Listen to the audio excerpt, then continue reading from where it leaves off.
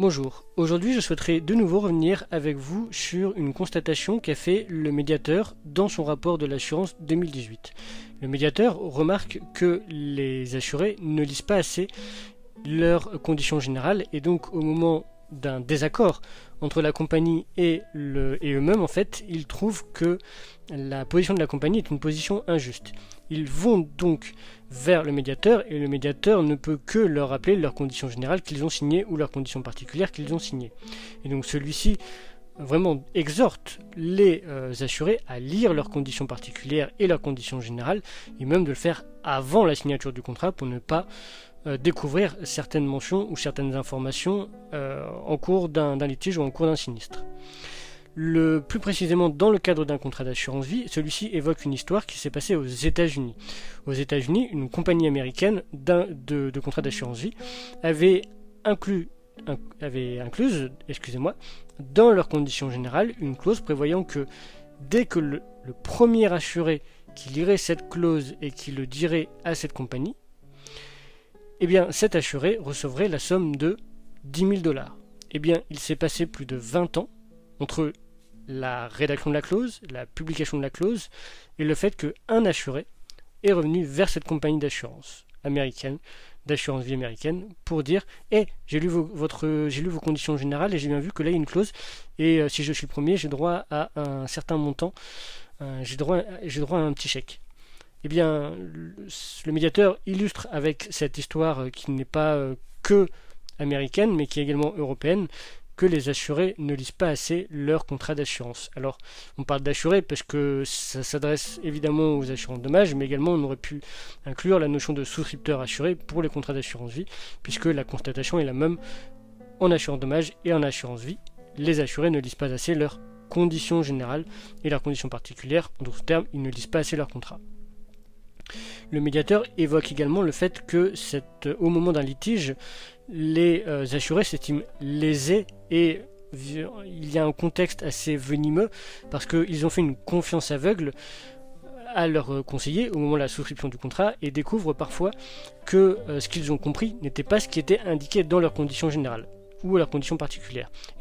Et donc c'est pourquoi le médiateur rappelle avec cette phrase dans chaque rapport que le devoir d'information et de conseil du conseiller ou de la compagnie d'assurance ou de l'intermédiaire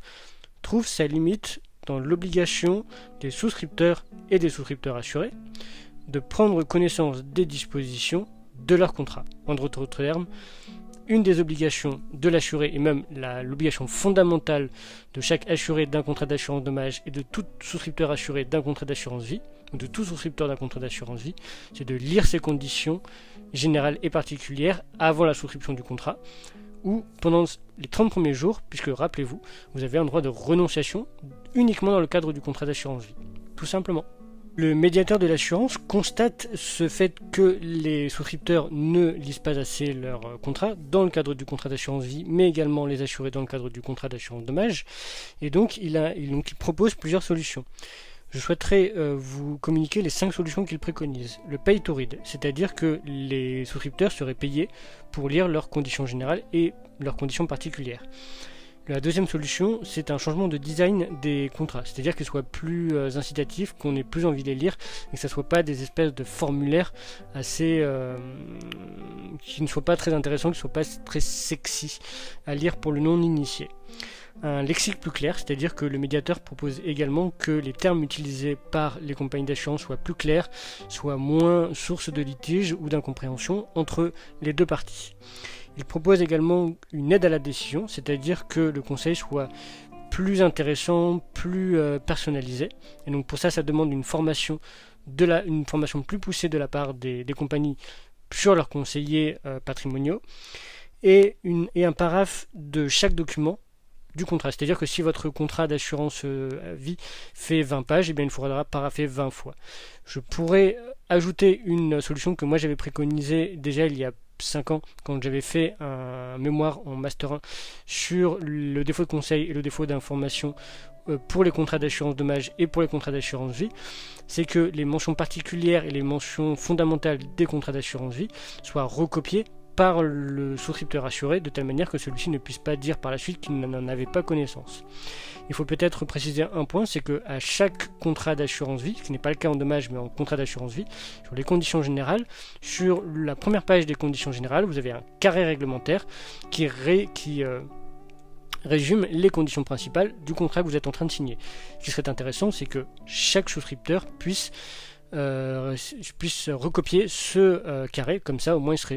comme ça le législateur et les compagnies seraient certaines que les conditions soient bien lues et comprises. Le médiateur constate également dans son rapport que les compagnies d'assurance vie, notamment les contrats d'assurance dommages un peu moins, mais notamment les compagnies d'assurance vie et les assurances vie, sont de plus en plus sujettes à une inflation législative, ce qui veut dire qu'il y a de plus en plus de normes qui pèsent sur les contrats d'assurance vie. Et donc, qui dit plus de contraintes, dit plus de pages à écrire pour les compagnies d'assurance, et donc on a un système négatif, de cercle non vertueux, qui pousse en fait les compagnies à de plus en plus de pages. Or, plus il y a des pages qui sont pas intéressantes à lire, moins les assurés lisent. Donc là, il y a quelque chose à faire, et il faut essayer de faire en sorte que les souscripteurs lisent plus leur contrat, tout simplement.